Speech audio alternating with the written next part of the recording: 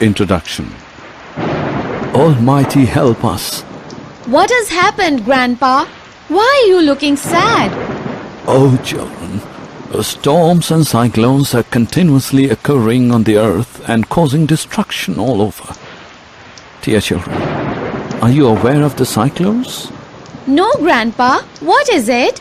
Cyclones are basically storms which are generated in the ocean due to high-speed winds and air pressure difference. Are they very dangerous to our life?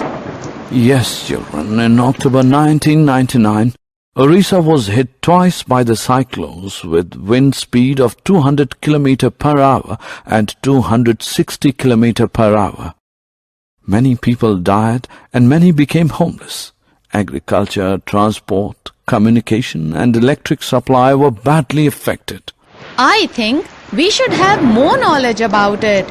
You are right, Radhika. I am also very keen to learn about it. Yes, children. You must read about such events. Come, children. Let us learn about winds, storm and cyclones. Objectives. At the end of this lesson, you'll be able to define wind, explain air pressure, identify the application of air pressure in our everyday life, understand wind circulation over the globe, explain monsoon winds, thunderstorm, cyclone and tornado. Discuss the effects of cyclones and the safety measures to control it. What is wind? Ankit is trying to fly a kite, but the kite is not flying. What does he need to do? It is very simple. He should fly the kite in the direction of air. Moving air helps the kite to climb in the sky. We call this moving air as wind. Now the question comes, what causes air to move? Well, it is caused by differences in air pressure within our atmosphere. Air exerts pressure. Have you ever thought what helps our lungs to inhale the air? Well, it is air pressure which forces the air into our lungs when we breathe in. Earth's atmosphere is made up of a number of gases. These gases exert pressure on the Earth's surface. We call this pressure as air pressure. The Earth's atmosphere is 80 km deep. As we move upwards, the air pressure decreases. Air also pushes pressure on our body. Activity. Let's perform an activity to verify that air exerts pressure. Take a tin can filled with half water and heat it on a burner. After the water starts boiling, blow out the burner and immediately put the lid on the can. Then put that can carefully in a wash basin and pour water over it. What do you observe? The shape of the can gets distorted. Do you know why this is so? As water is poured over the can, some steam in the can condensed into water which reduces the amount of air inside the can. That means air pressure inside the can decreases than the pressure exerted by the air from outside the can. As a result, the can gets distorted. So by this activity you learned that air exerts pressure. Wind and air pressure. Do you know that high-speed winds can blow away the weak roofs of buildings? High-speed winds are accompanied by reduced air pressure. Let us see an activity. Take a piece of paper and crumple it into the small ball. Now hold the empty glass bottle and place the paper ball just inside its mouth. Try to blow the ball to force into the bottle. Observe carefully. The paper ball is not moving inside the bottle. Do you know why? Actually, when we blow into the mouth of the bottle, the air near the mouth has higher speed. This decreases the pressure there. The air pressure inside the bottle is higher than near the bottle. When we blow the ball inside the bottle, the air inside the bottle pushes the ball out.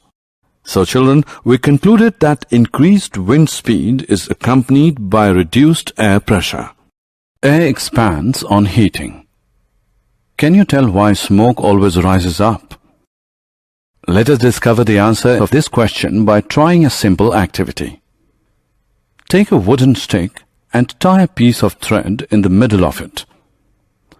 Then take two equal-sized paper bags and hang them in the inverted position on the two ends of a wooden stick.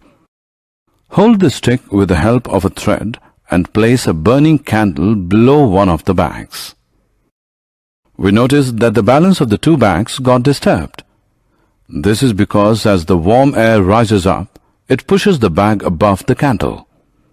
So we concluded that on heating, the air expands, occupying more space and eventually becomes lighter. Therefore, warm air is lighter than the cold air. So children, that is the reason why smoke always goes up. Wind circulation.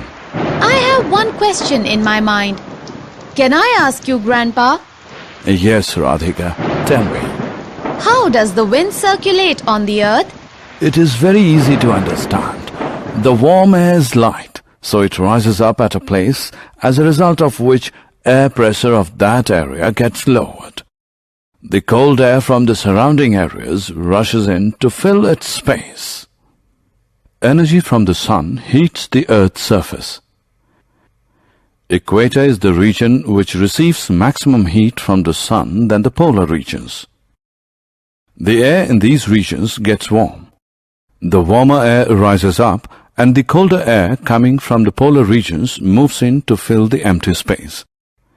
This is how wind circulation is set up from the poles to the warmer latitudes. Monsoon winds. All of us get a feeling of relief from the long hot summers during the monsoon season. Let us see how this monsoon appears. During the hot summers, the land near the equator warms up very quickly. The temperature of the land is always higher than that of water in the oceans. The warm land heats the air above it. As a result, the warm air being lighter rises up and expands. This causes the winds to flow from the oceans towards the land. We call these winds as monsoon winds. The monsoon winds carry water from the oceans and bring rain. Thunderstorms. Can you tell where does lightning come from? And why does lightning sometimes strike the ground? Let's find the answers. A storm with lightning and thunder is called a thunderstorm. It develops in hot, humid tropical areas like India very frequently. They are formed by the uplifting of warm and humid air. When humid air is lifted, it cools down and the moisture in the air condenses to form cloud. Water droplets in the cloud continue to grow in size. As the cloud extends further upward, water droplets fall down, creating sound and lightning. We call this event as thunderstorm. Cyclone. You must have heard about cyclones. Why do we get afraid of its name? Cyclones are huge revolving storms caused by high-speed winds rotating around a central area of low air pressure. We know how a thunderstorm forms. Let us see how it becomes a cyclone. Cyclones are formed over warm oceans. The warm ocean also heats the air above it.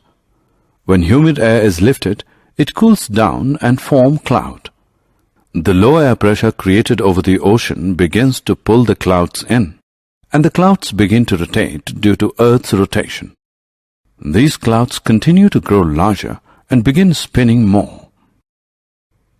The swirling winds rotate faster and faster, forming a huge circle which can be up to 2,000 kilometers across.